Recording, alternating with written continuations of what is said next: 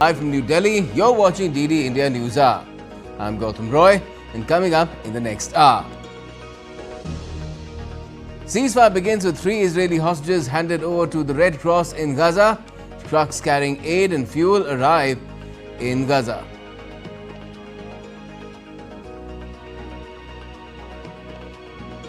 Israel Prime Minister Benjamin Netanyahu's ally Ben Gvir resigns from the government over the Gaza ceasefire. Donald Trump is set to return to the White House. He'll rally with supporters in downtown Washington ahead of his inauguration as the 47th US president. And Prime Minister Narendra Modi hails India's historic celestial achievements, including the demonstration of the docking of spacecraft in his radio program. And both Indian women and men's teams beat rival teams from Nepal to win the inaugural Kho Kho World Cup 2025 in Delhi.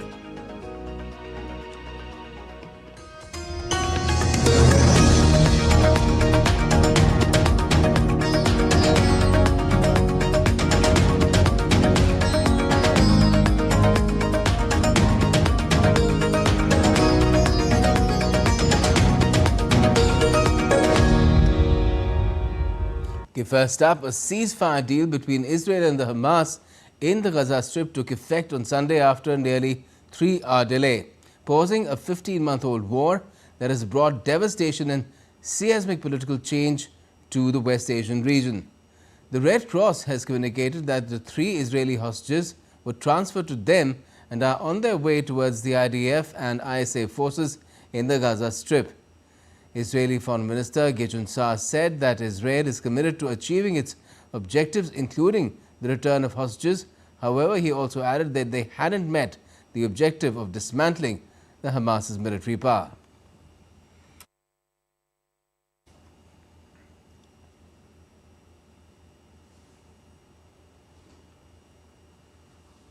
First of all, we are committed to release all our hostages.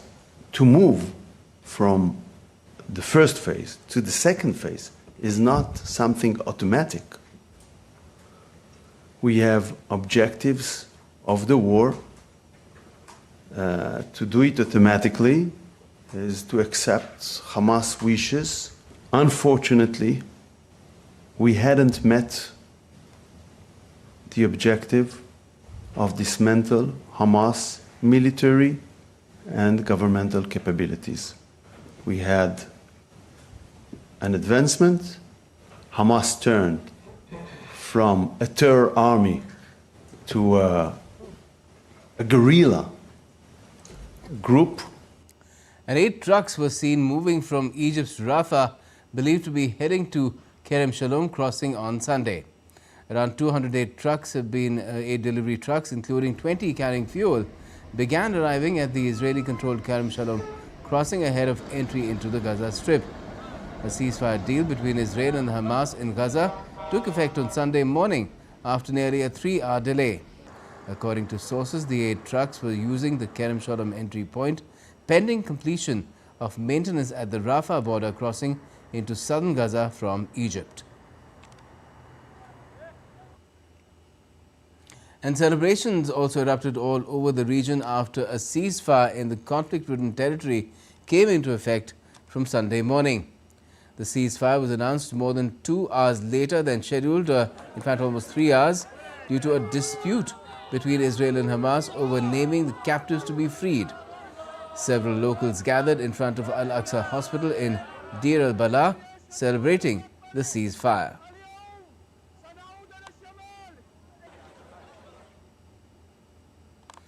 Waving flags, chanting slogans, many of the displaced people were seen piled up on trucks as they began to return home. Thousands of displaced Gazans carrying tents, clothes and personal belongings began heading to their homes Sunday after the long-awaited ceasefire between Israel and the Hamas took effect after more than 15 months of the conflict. Today, the whole world is a witness that today we will return to the north, to Sazaya, Zaitun and Gaza. and tomorrow, God willing, we will return to every inch of the Palestinian land. Tomorrow we will return to Lord Ramla, Zafar and Haifa. Tomorrow, God willing, we will return to Jerusalem, celebrating and cheering. No one can defeat us and no one can beat us. We are steadfast and patient, God willing. Honestly, it's an indescribable feeling. It's a joy from the heart. Our message to the families of the martyrs, may God grant you patience. Our message to the families of the injured, may God cure your children. Our message to the families of the prisoners, may God bring our prisoners back safe and sound. We thank God.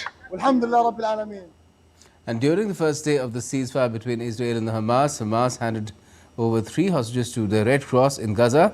Meanwhile, Israeli Minister of Defense Israel Katz has visited an army reception facility as well to receive the 3 released female hostages. During the visit, Katz said that Israel will not stop the war before all 3 return home. Today, we see the return of hostages Romy, Gonan, Emali, Damri, and Doran Stenricher, and looking forward for the return of all hostages. We will not stop the war before they all return home.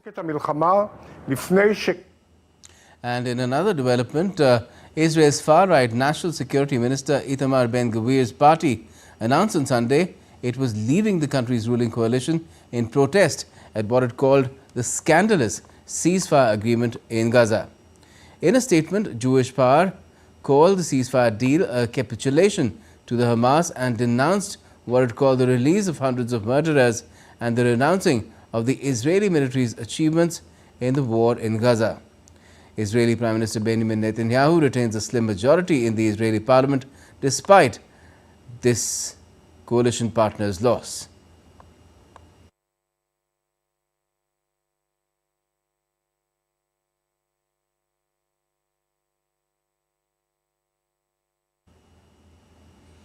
In addition, far-right Israeli Finance Minister Bezalel Smotrich on Sunday threatened to resign from the coalition government if Israel agreed to a full end to the war before achieving its aims in Gaza.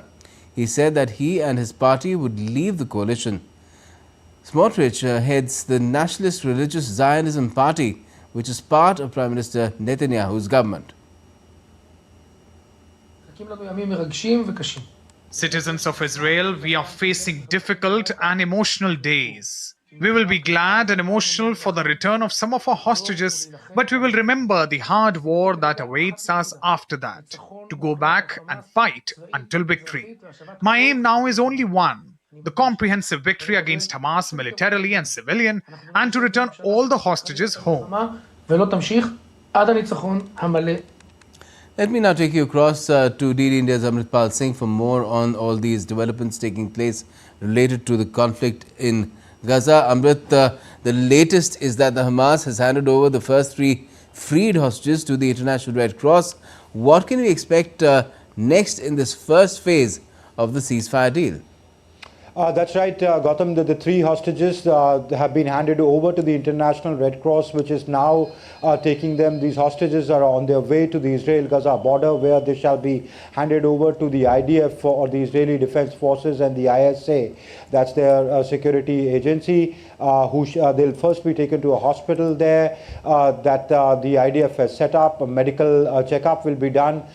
They could meet their families there, and then the Israeli authorities will talk to them, and later perhaps they could come and interact with the media. So the first is over. Now what remains to be done is that 90 prisoners that Israel had promised in exchange for these hostages will be handed over later today or later tonight, late in the night, because it's evening time there right now in Israel. So they'll be handed over to the Hamas, which includes, most of them include women and children who were serving sentences in various Israeli prisons, many of them taken hostage after the 7th of October.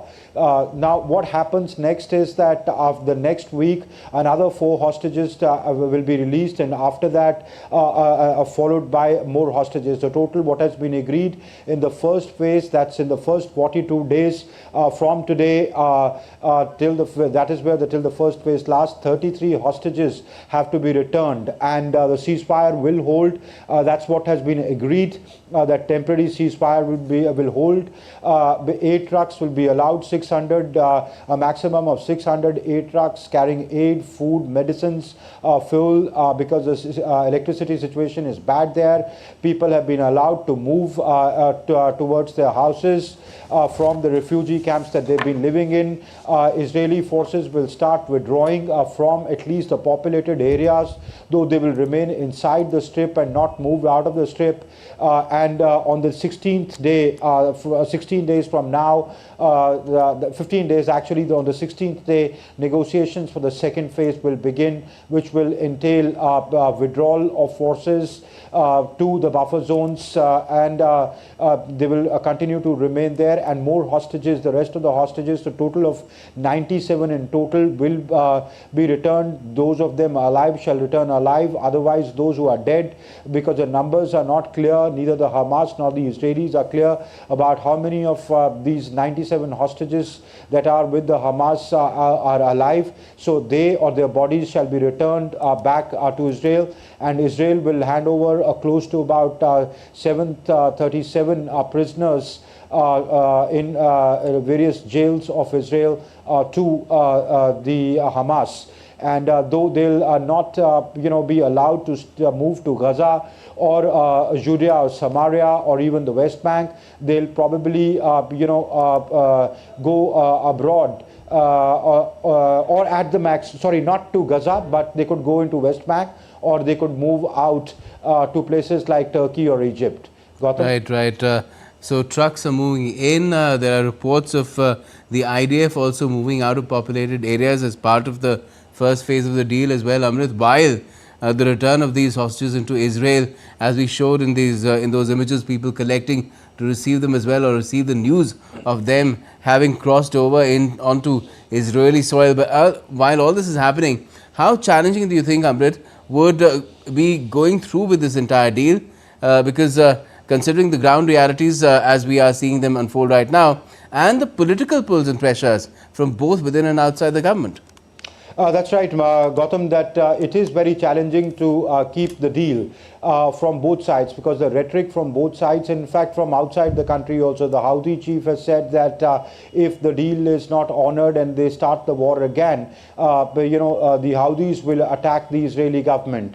That remains to be seen how much of a threat that would be, or how much of strikes they could, because they haven't been really successful in striking, though they've launched missiles, etc. at Israel, but most of them have been intercepted. The challenge really remains within, because the kind of rhetoric emanating from both sides, from the Israeli side and the Hamas, is that the Hamas says that if it is off, the gloves are off, and then the Israelis, they'll teach the Israelis a lesson.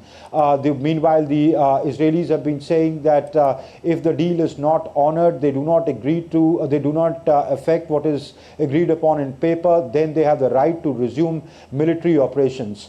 Now, as you say that, the issue for Netanyahu, Prime Minister Benjamin Netanyahu, is also about, the political opposition, both from the far right and the left as well. Because, one of his ministers resigned today, another has threatened not only to resign, but to topple his government. His own finance minister, Smotrich, says that if the war ends, if the military operations against them end, and that's why he will topple the government, not only quit the government. So Netanyahu faces threats from within his government, and then there are people on the centrist like Benny Gantz and Yoav Gallant have said that they have different positions, saying that if reconstruction is not done and the decision of post phase 3, who will govern Gaza is not decided, then they will launch a political movement against Netanyahu. Okay. So in the long run, yes, there are problems for him, but right now the big question is how to manage the public opinion in his country and see that the smooth return of the hostages takes place, and there is no violation of the ceasefire from either his own troops or by the Hamas. All right. So very delicate balance to maintain, while also factoring the fact that come 20th of Jan, come Monday, there will be Donald Trump who will be in the Oval Office. Now, thanks Amrit for joining us with that update. And still to come on DD India NewsHour. Davos in Switzerland is set to host business and political leaders at the World Economic Forum starting Monday.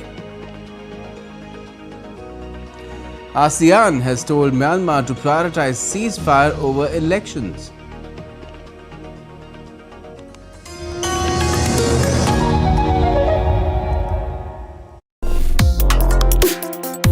Complex issues, hidden agendas, twists and turns, strategic games. We think all dots are linked. We just need to connect them. Join me every week as I connect the dots to unravel hidden designs in statecraft, mysteries, and decode issues that matter to you. Watch Connecting the Dots with me at these times on DD India.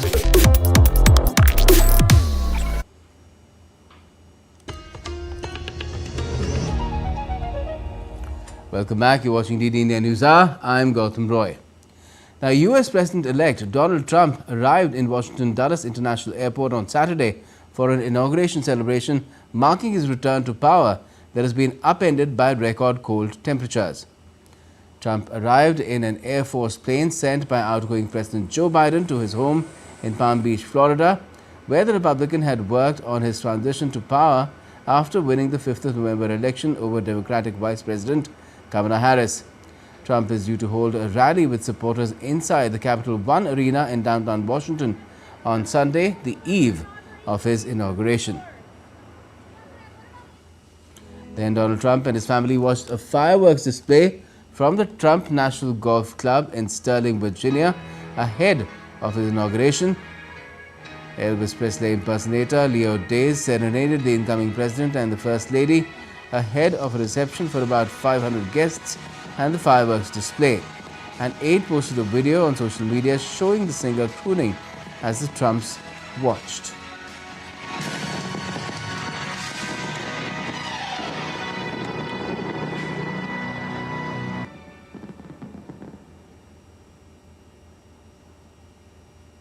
And on Monday, Donald Trump will return to the White House as Joe Biden steps down, marking a significant shift in U.S. political leadership. As Trump prepares for his second term, experts predict challenges both at home and abroad. Meanwhile, Joe Biden leaves behind a legacy of key achievements but also faces criticism for many policy decisions. DD India's Meher Mercury has more. Ladies and gentlemen, please welcome the next President of the United States, President Donald J. On the 20th of January, Donald Trump will step back into the Oval Office while Joe Biden exits. This change of guard at the White House is poised to reverberate far beyond US borders. Experts warn that Trump 2.0 could face a range of challenges both domestically and internationally.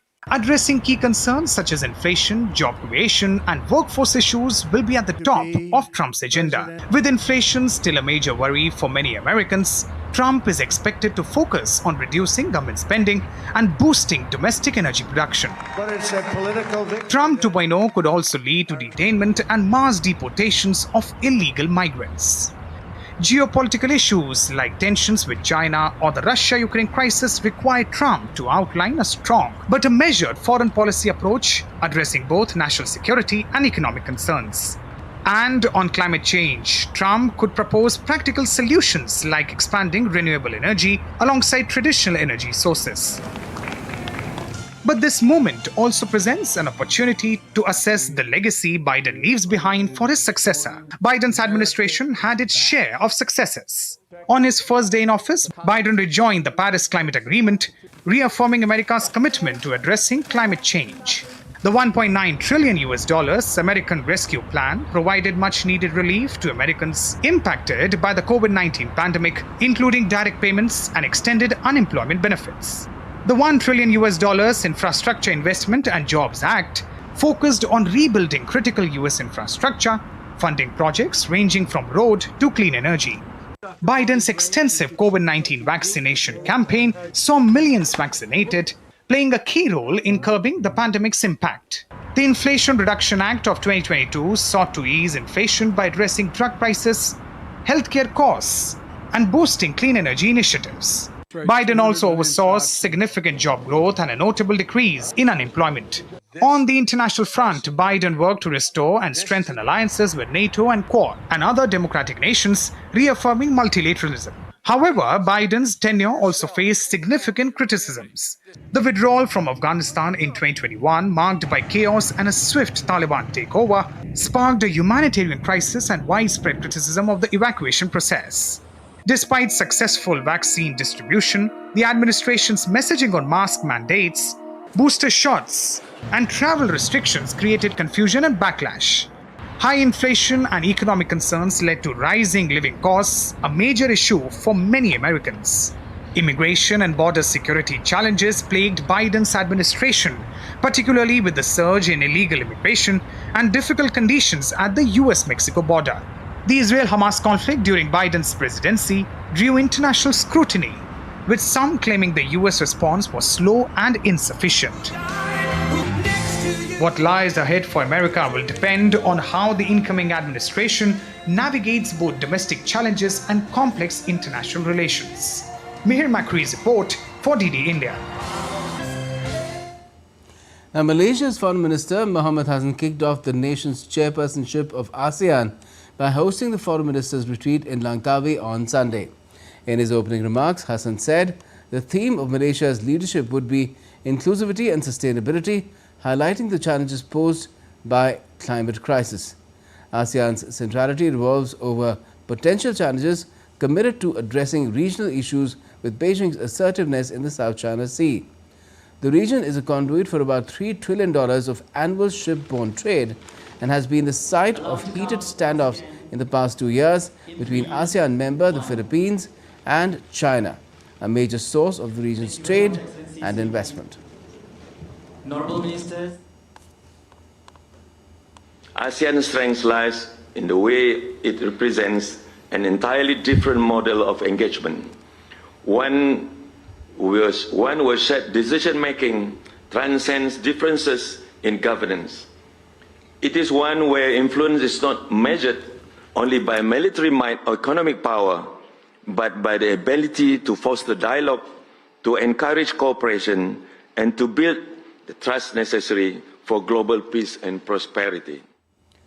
Now, the Association of Southeast Asian Nations, or ASEAN, has told Myanmar's military government its plan to hold an election amid an escalating civil war should not be its priority and urged the junta to start dialogue and end hostilities immediately. Malaysia also announced the appointment of former diplomat Othman Hashim as special envoy on the crisis in Myanmar, where the United Nations says humanitarian needs are at alarming levels, with nearly 20 million people, more than a third of the nation's population, needing help.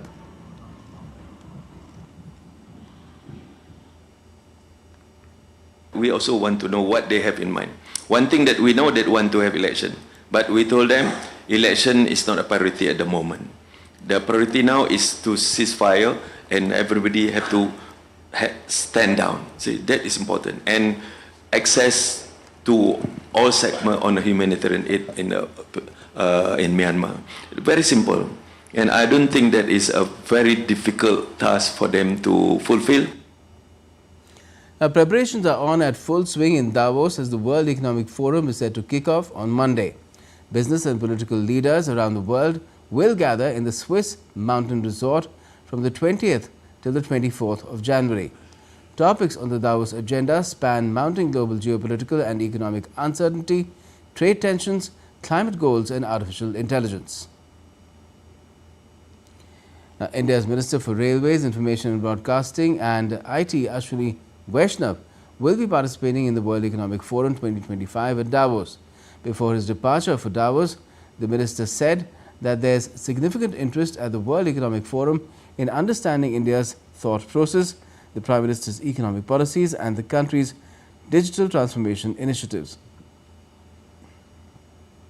All of you are aware, Honorable Prime Minister Shri Narendra Modi ji has put huge focus on inclusive development and a growth which brings a big transformative change in the lives of the people at the bottom of the pyramid, people who have been left out of development over many decades in the past, whether it is bank accounts, whether it is providing toilets, gas connections, whether it is having tap water connections, getting the basic infrastructure in the villages done, infrastructure in the urban areas done. This is all highly, this is something which the world wants to understand, and in the World Economic Forum at Davos, there is a lot of interest in understanding our thought process, Prime Minister's economic policy about the digital transformation. We're now taking you across live to a press briefing by soon-to-be ex-US President Joe Biden. Many of whom I respected a great deal, but I concluded abandoning the course I was on would not have led us to the ceasefire we're seeing today. But instead, it would have risked a wider war in the region that so many feared. Now the region has been fundamentally transformed. Hamas's longtime leader, Sinwar, is dead. Hamas sponsors in the Middle East have been badly weakened by Israel, backed by the United States. Hezbollah, one of Hamas's biggest backers, was significantly weakened on the battlefield, and its leadership was destroyed. Even as we worked for diplomatic solutions in Lebanon, we provided ongoing assistance and supported Israel's military campaign against Hezbollah, including its efforts to take out the terror infrastructure along the border between Israel and Lebanon. Israel's campaign was extremely successful, so much so that by the end of November, the United States had brokered a ceasefire in Lebanon. Hezbollah did what it said it would never do. It cut its deal and abandoned Hamas. And today, in Lebanon, there's finally a new president and prime minister, both of whom support a sovereign Lebanon without Hezbollah running the show or playing any part in it. The Assad regime next door in Syria is gone, removing Iran's ready access to Lebanon. Iran is in the weakest position in decades after the U.S. military helped defend Israel from Iranian missiles and supported Israel's military response inside Iran. Just look across the region. In Lebanon, there's an opportunity for a future free from the grip of Hezbollah. In Syria, a future free from the tyranny of Assad. For the Palestinian people, a credible path to a state of their own. And for the region and the future normalization and integration of Israel with all its Arab neighbors, including Saudi Arabia, who I've spoken with. You know, we've had many difficult days since Hamas began this terrible war. We've encountered roadblocks and setbacks, but we haven't given up. And a special thanks to my team, particularly Brett McGurk, who many of you know, who spent weeks and months working nonstop to reach this deal. Many of those weeks and months out of the country. Today's ceasefire in Gaza and the release of hostages is a result of a principled and effective policy that we presided over for months. And we got here without a wider war in the Middle East than many predicted. And now it falls on the next administration to help implement this deal.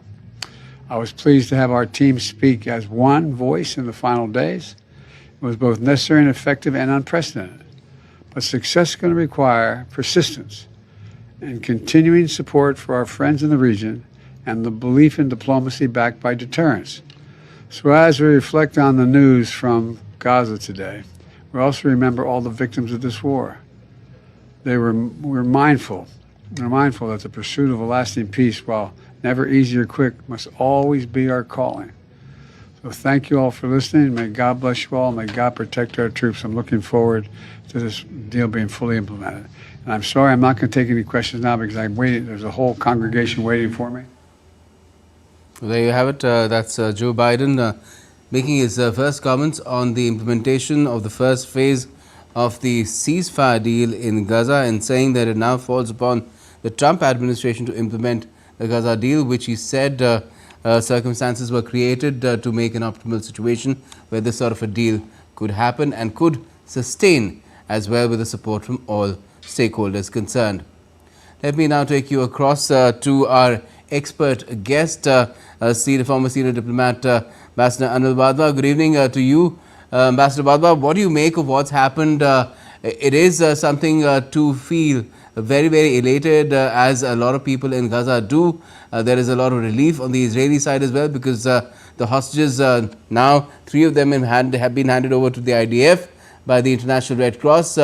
But significant challenges also lie ahead in implementing just the first phase of this deal. Absolutely, I think of course, it's good news for both sides, especially the Palestinians.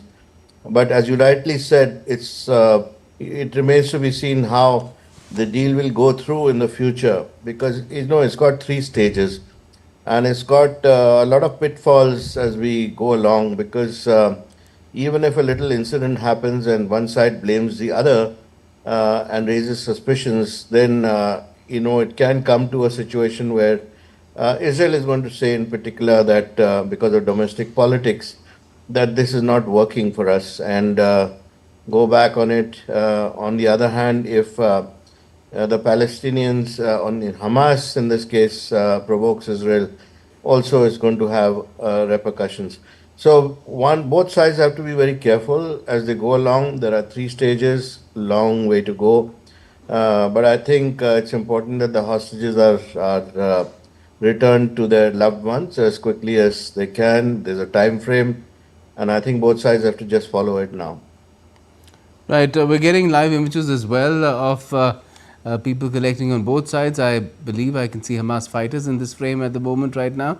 But on the other side, we also see a lot of people gathering in another part of Gaza, where it seems that there is a mood of elation. These are images that we're getting from that side. And at the same time, there are those 3 freed hostages that are being awaited to reach that particular area that has been readied for them, so that then they can later be rejoined by their families, or restored to their families as well. Ambassador Wadhwa, you mentioned how domestic politics in Israel could play a huge part in the success of this deal, and that at the moment, the way things are developing, it just gives you some pause to think about whether this deal can be followed through, because of the situation that is developing as far as the domestic politics in Israel is concerned. Why do you think that? Well, because we've seen 3 resignations today from the right-wing in a Jewish party, and there are a couple of other ministers who are planning to resign. After that, it's a question of whether the right-wing parties in Israel, the rest of them, whether they stick to the deal or they want to, follow through. Netanyahu on his own also faces a lot of challenges going forward. And for him, if the first phase is implemented and the hostages are exchanged, after that, there will be a challenge. I would think that when you come to the 3rd stage in particular, once the hostages are fully restored back and the bodies are also given back to each side, then there's a question of reconstruction of Gaza.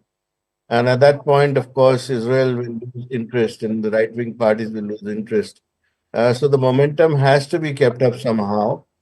And only if that momentum is kept up, then the real meaning of this deal will be known.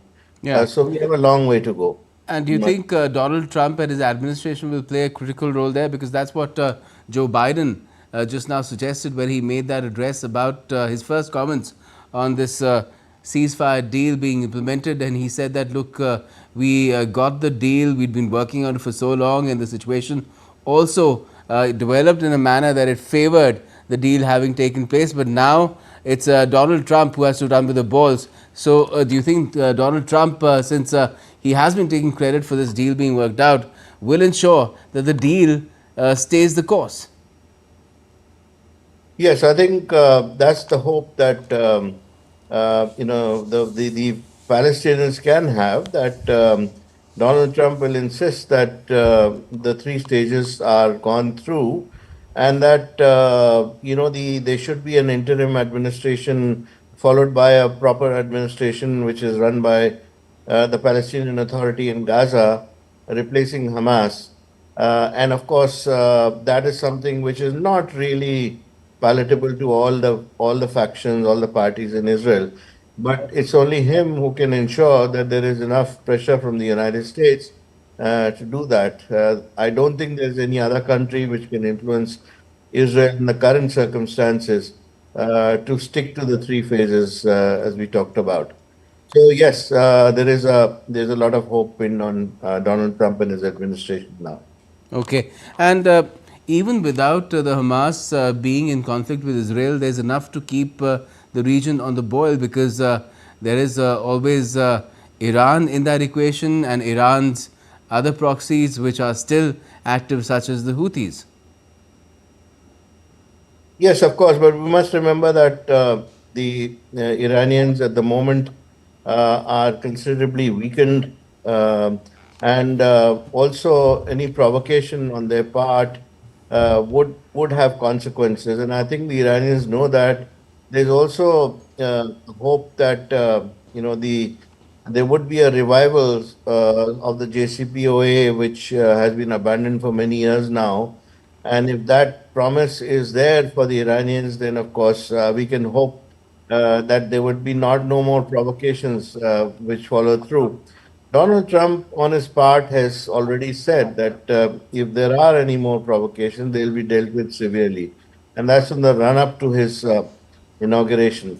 Now it remains to be seen what his administration does as a follow-up, and we'll know about it in the first week itself after he assumes office. So this week will be crucial in that respect. But what if it's Israel which takes action against, for example, the Houthis or the Iranians? What happens then? Because then again Iran or the Houthis will feel it incumbent upon them to hit back, and that's what leads to setting the ball rolling again on conflict.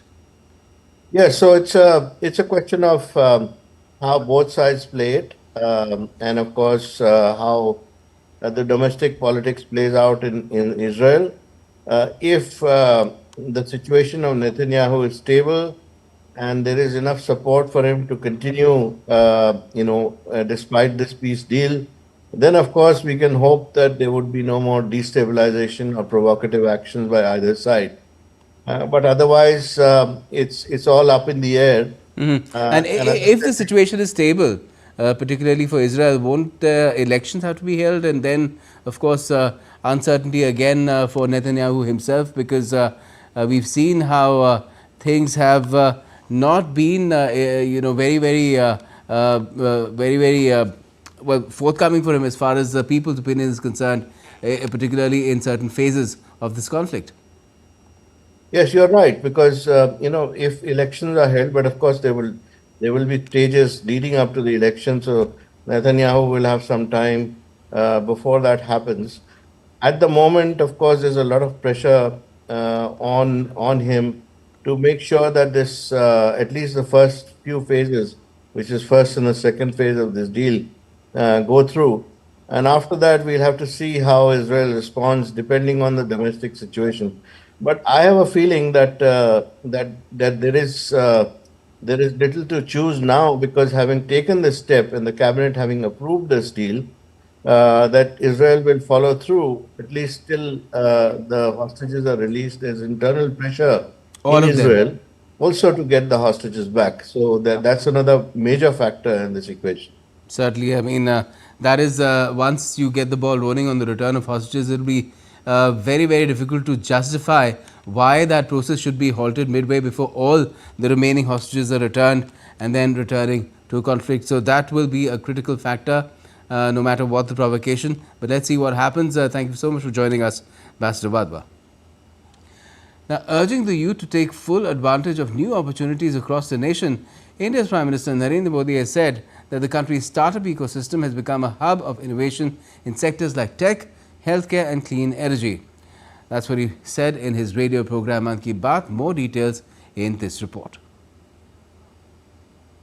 India's Prime Minister Narendra Modi hailed the emergence of small towns as startup hubs and also the role played by women in making them a success, as he highlighted the successful completion of 9 years of the Startup India initiative.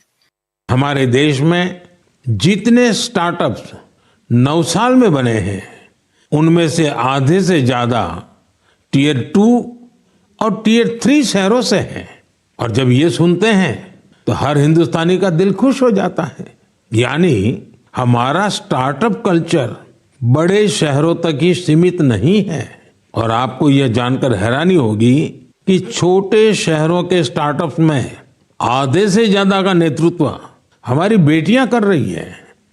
Launched on 16th January 2016, the Startup India initiative aims to support entrepreneurs, build a robust startup ecosystem, and transform India into a country of job creators instead of job seekers. Presently, India has the third largest startup ecosystem in the world. The number of startups recognized by the Department of Promotion of Industry and Internal Trade has grown from around 500 in 2016 to over 1.5 lakh as of January 15, 2025. These startups have created over 16.6 lakh direct jobs. Over 73,000 of these startups have at least one female director. India is also home to over 100 unicorns or startups with a valuation of over $1 billion. The Indian startup ecosystem has been growing exponentially over the last decade. Even in the frontier technology space, like space tech, our startups have been pushing boundaries and creating new benchmarks. Thanks to the space reforms that have been introduced over the last 5 years. Through programs like ease of doing business, tax benefits, funding support, and sector-specific policies, Startup India has fostered an environment for businesses to thrive. Bureau Report, DD India. Now, the Indian Space Research Organization, that's ISRO, has made remarkable achievements in recent years, solidifying the nation's standing as a key player in a global space exploration. The country has achieved numerous milestones, from successful missions to the Moon and Mars to launching a series of satellites. DD India's Rahul Padhyay brings us more. India's space program, led by the Indian Space Research Organization ISRO, has made remarkable strides in space exploration. These achievements highlight India's growing capabilities in space technology and exploration. Prime Minister Narendra Modi on Sunday hailed India's space mission achievement in the 118th episode of All India Radio's monthly program Mann Ki Baat, marking the first episode of the year 2025. साथियों, कुछ दिन पहले हमारे वैज्ञानिकों ने space sector में ही एक और बड़ी उपलब्धि हासिल की। हमारे साइंटिस्ट ने सैटेलाइट्स की स्पेस डॉकिंग कराई है। जब अंतरिक्ष में 2 स्पेसक्राफ्ट कनेक्ट किए जाते हैं तो इस प्रक्रिया को स्पेस डॉकिंग कहते हैं। यह तकनीक अंतरिक्ष में स्पेस स्टेशन तक सप्लाई भेजने और क्रू मिशन के लिए अहम है। भारत ऐसा चौथा देश बना है जिसने ये सफलता हासिल की है। On 16th of January this year, the space docking experiment or the SpaceX mission's docking operation was successfully completed, marking India's entry into the elite group of nations capable of executing space docking operations. Honorable Prime Minister, really he's highly supportive, he's a great visionary leader, and this experiment will be useful for multiple purposes. Number one, Chandrayaan 4. For Chandrayaan 4 mission, because it is a 9,200 kg satellite, so to build that we are going to take through 2 rockets. So this experiment will be useful for that. plus to build the space station, we cannot take as a single unit, so multiple units, so it will be useful. And future human spaceflight program also, this will be useful. The success of SpaceX mission is important because Chandrayaan-4 launch depends on it. The technology will be used in Chandrayaan-4 mission, in which samples from the moon will be brought back to Earth. Docking technology will also be needed to build a space station and then go there. This technology is also required for the Gaganyaan mission, in which humans will be sent into the space. Some of the recent successes in space include the PSLV C-59 rocket launched Proba 3 spacecraft into a highly elliptical orbit as a commercial mission for New Space India Limited in December last year. In November last year, the GSAT N2 satellite was launched aboard a Falcon 9 rocket, placing it into the orbit. In August last year, ISRO launched the EOS-8 satellite aboard the SSLV-D3 rocket from Sriharikota, marking the third successful flight of the launch vehicle. Additionally, ISRO achieved its third consecutive success in the reusable launch vehicle landing experiment in June 2024 at the Aeronautical Test Range in Karnataka, while in February 2024, the launch of the INSAT 3DS satellite onboard GSLV F-14 rocket was accomplished from Sriharikota.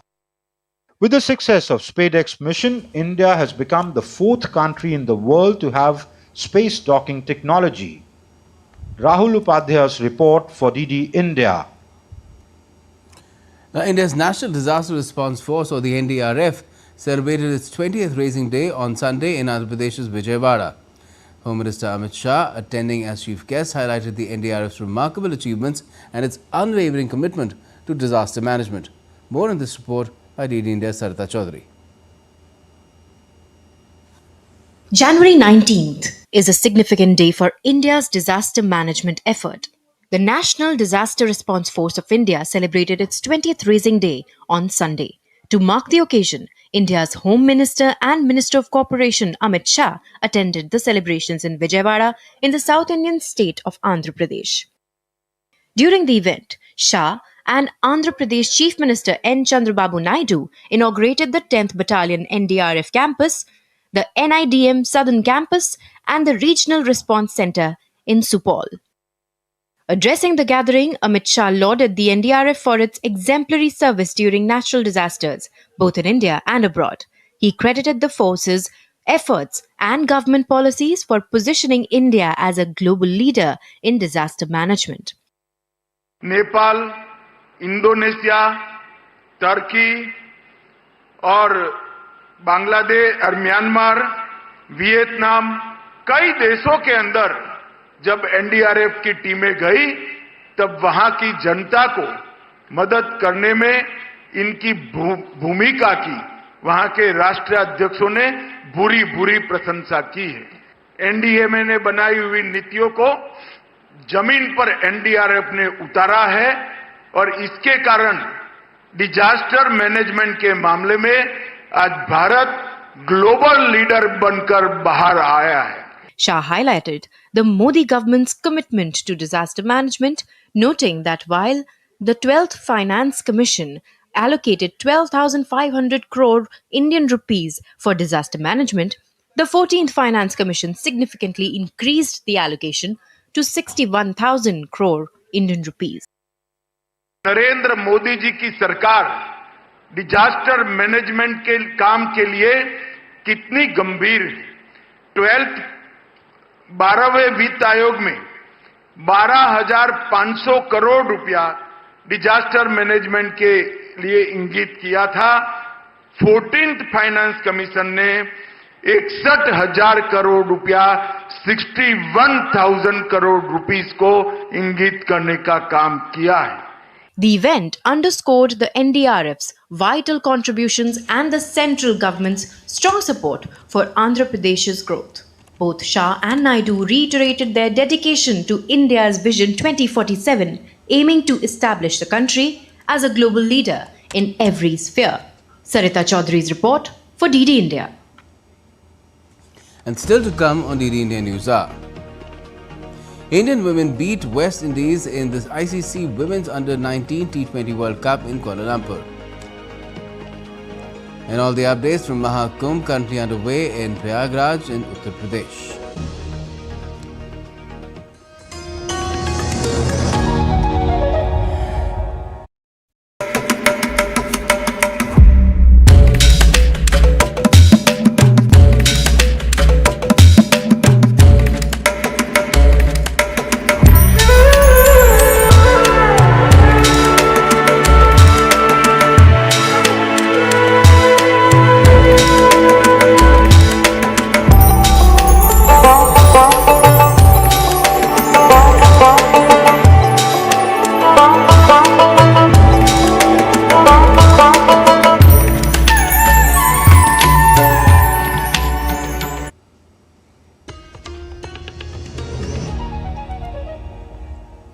Welcome back. You're watching India NewsHour. I'm Gautam Roy. Now, India's Commerce and Industry Minister Piyush Goyal has said that India will collaborate with the European Union to develop cutting-edge technologies and secure critical raw material supply chains to strengthen economic ties. These discussions took place during a meeting between Goyal and Maros Sefcovic, the European Commissioner for Trade and Economic Security. The two leaders also agreed to establish a commercially meaningful trade agenda and work towards a mutually beneficial free trade agreement. Now, on the day a law banning TikTok came into effect in the United States, President-elect Donald Trump has said that he will make the app operational again through an executive order. However, Trump, who will take oath on Monday, has placed certain conditions as well. He said that he would like the US to have a 50% ownership in a joint venture. TikTok, which is owned by Chinese firm ByteDance, stopped working for its 170 million American users on Sunday after a law took effect banning the app's continued operation over concerns that Americans' data could be misused by the Chinese. And now for all the updates from the Maha Kumbh, the largest religious congregation in the world in Prayagraj, Uttar Pradesh.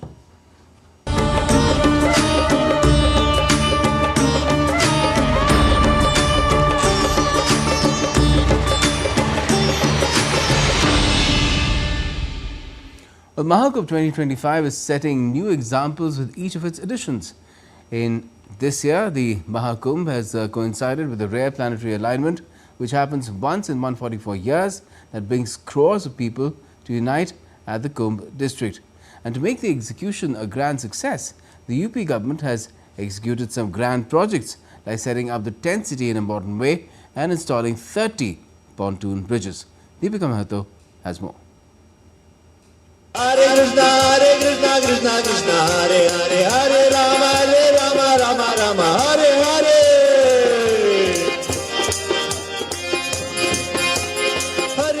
Kumbh. The 76th district of Uttar Pradesh is currently hosting the largest and the oldest congregation of devotees who are visiting in large numbers to participate in the Maha Kumbh festival. The festival is even more special this time as it coincides with the rare alignment of planets that happens once in 144 years. The UP government is leaving no stone unturned to make it a world-class event. Interestingly, 30 pontoon bridges, which are often called military bridges, have been set up across the district to facilitate smooth passage. The 30 pontoon bridges, constructed over a period of 15 months for the Maha Kumbh, can support up to 5 tons of weight. Devotees from across the country hail the initiative and infrastructure. ये पीपा पुल बनने से बहुत फायदा है, अपना समय बचता है और इधर के आदमी उधर भी जा सकते हैं, उधर के आदमी इधर भी आ सकते हैं। इतना बढ़िया सुविधा दिया है सरकार, बढ़िया है, सब सुविधा सही है। ये जो पोंटून ब्रिज बना है इसके बनने से हमें बहुत सुविधाएं मिली हैं। इससे हम बुजुर्गों को भी बहुत फायदा हो रहा है, आने जाने के लिए उनका समय बचता है। वे एक स्थान से दूसरे स्थान पे बहुत आसानी तरीके से जा रहे हैं। इससे महिलाओं को भी बहुत सारी सहायता मिली है, जो कि उन्हें बहुत अधिक समय लगता था जाने में, अब वे आसानी से जा सकते हैं। The UP government has also set up a tent city that offers accommodations in 4 categories. villa, Maharaja, Swiss cottage and dormitory. With an estimated 45 crore pilgrims expected to visit, these tents will be operational till March 5th. And with this, the UP government has also uplifted the face of Kumbh as the official district, setting a new benchmark for world's largest congregation of faith.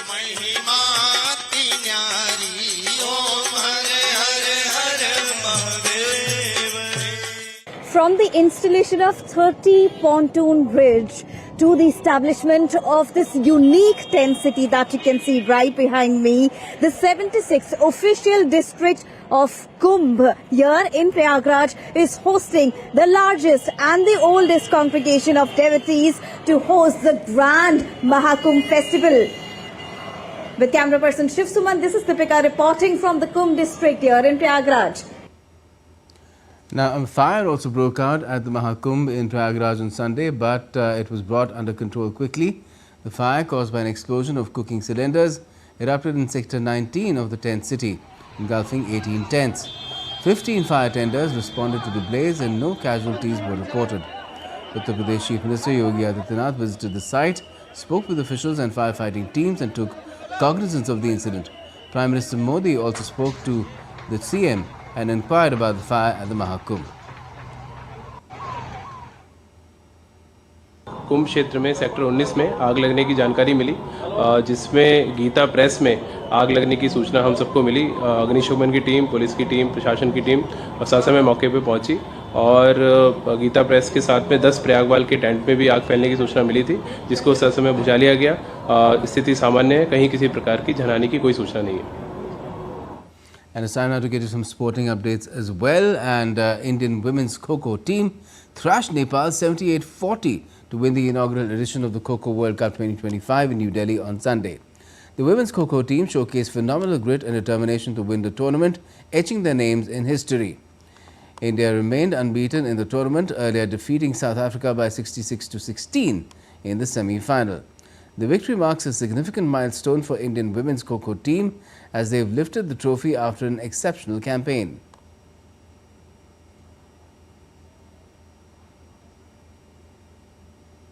And the men's Kho Kho World Cup 2025 also witnessed the Indian men's team clinching the championship in the final against again Nepal by 54-36 points. The final at Indira Gandhi Indoor Stadium in New Delhi lived up to expectations as the Indians outplayed Nepal to secure the historic title. And in cricket, defending champions India have got off to a winning start at the ICC Women's Under-19 T20 World Cup with a commanding win over the West Indies in Kuala Lumpur on Sunday. India won the toss and opted to bowl first. They put in an all-round effort with the ball to take control of the proceedings. Vijay Joshita dismissed West Indies skipper Samara Ramnath in her second over. The pacer got her second wicket soon, sending Najini Kumbhabak back in the hut for a duck. The spin duo of Ayushi Shukla and Barunika Sisodia also got into the act as India tightened their grip on the match. Sisodia finished with a 3-wicket haul. India bowled the West Indies out for 44 runs and managed to chase down the total in 4.2 overs with 9 wickets in hand.